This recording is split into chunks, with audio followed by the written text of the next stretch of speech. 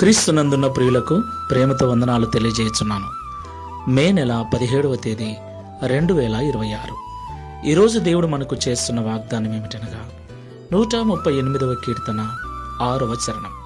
యెహోవా మహోన్నతుడైనను ఆయన దీనులను లక్ష్యపెట్టును, ఆయన దూరము నుండి గర్విష్ఠులను బాగుగా ఎరుగును. ఆమెన్. నా ప్రియమైన సహోదరి సహోదరులారా, ఈ లోకంలో ఒక సాధారణ వ్యక్తి యొక్క మాట ముఖ్యమంత్రి వింటాడా? ప్రధానమంత్రి లక్ష్యం చేస్తాడా? ఒక దరిద్రుడు, ఎందుకు పనికిరాని ఒక వ్యక్తి మాటలను ఆయన పట్టించుకుంటాడా? వాణి యందు ప్రధానమంత్రి అయినా ముఖ్యమంత్రి అయినా లక్ష్యముంచుతాడా? ఎట్టి పరిస్థితుల్లో వాడిని పట్టించుకోడు కదా. ఈ లోకంలో ఉన్నటువంటి అధికారులు, ఈ లోకంలో ఉన్నటువంటి నాయకులు తోటి మనిషిని, అతని స్థితిని బట్టి అతడు ఒక సాధారణమైన వ్యక్తి కనుక తనలాంటి మనిషి అయినను అతని మాటను లక్ష్య పెట్టడు. తనకంటే దీనుడు, తనకంటే తక్కువ, తనకంటే హీనమైనటువంటి స్థితిలో ఉన్నాడు గనుక వానిని లక్ష్య పెట్టడు. పోనీ ముఖ్యమంత్రి అయినను ప్రధానమంత్రినైనను కలవాలి అంటే ఎన్నో రకాల నియమాలు, నిబంధనలు. అయితే సర్వశక్తి గల దేవుడు, మహోన్నతుడైన దేవుడు, అత్యున్నతమైన సింహాసనమందు ఆసీనుడై ఉన్న దేవుడు, సర్వ సృష్టిని నోటి మాట చేత కలగజేసిన దేవదేవుడు అంటున్నాడు, నేను మహోన్నతుడనైనను నీవు దీనుడవై నిన్ను నువ్వు తగ్గించుకొని ప్రేమ కలిగి జీవించినట్లయితే నీ యందు నేను లక్ష్యం ఉంచుతాను అంటున్నాడు.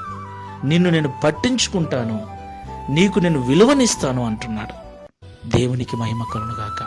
ఈ మాటలు వింటున్న ప్రియ సహోదరి సహోదరుడా, ఒక్కసారి ఆలోచించు.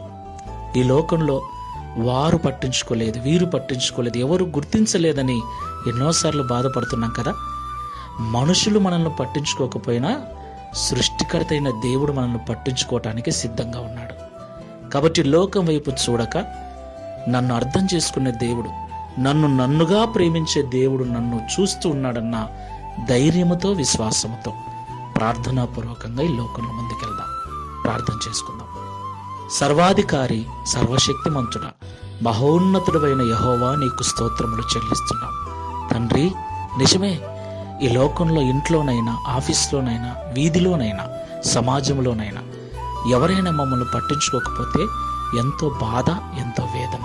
మా మాట లక్ష్య పెట్టకపోతే ఎంతో కృంగుబాటు. మనిషినే అర్థం చేసుకున్నటువంటి పరిస్థితుల్లో, మనిషినే తన హోదాకు సరిపోని వాడని వెలివేస్తున్నటువంటి, నీచంగా చూస్తున్నటువంటి సమాజంలో, పరిస్థితుల్లో ఎవరైతే తగ్గించుకొని ఓర్పు కలిగి, సహనము కలిగి, ప్రేమ కలిగి, దీనత్వము కలిగి జీవిస్తారో వారి యందు సృష్టికర్తవైన నీవే లక్ష్యముంచి వారి సాధక బాధకములు తొలగిస్తారని మాతో మాట్లాడినందుకు స్తోత్రాలు స్వామి. ఈ ప్రార్థనలో ఏకీభవిస్తున్న మేమందరం కూడా ఈ మాటల ద్వారా ఊరటపడి, ధైర్యపరచబడి, ఎవరు మమ్మల్ని పట్టించుకోకపోయినా సృష్టికర్తవైన మీరు మమ్మల్ని పట్టించుకునేవారని మీ యందు దీనత్వము కలిగి, తగ్గింపు కలిగి, సమాధాన మనస్సు కలిగి జీవించుటకు సహాయము చేయమని, తద్వారా ఈ దిన వాగ్దానము మా అందరి జీవితంలో నెరవేర్చి మీ నామమును మహిమపరుచుకునమని యేసుక్రీస్తు వారి నామములో ప్రార్థించి వేడుకుంటున్నాము తండ్రి. ఆమేన్. Praise the lord. God bless you all.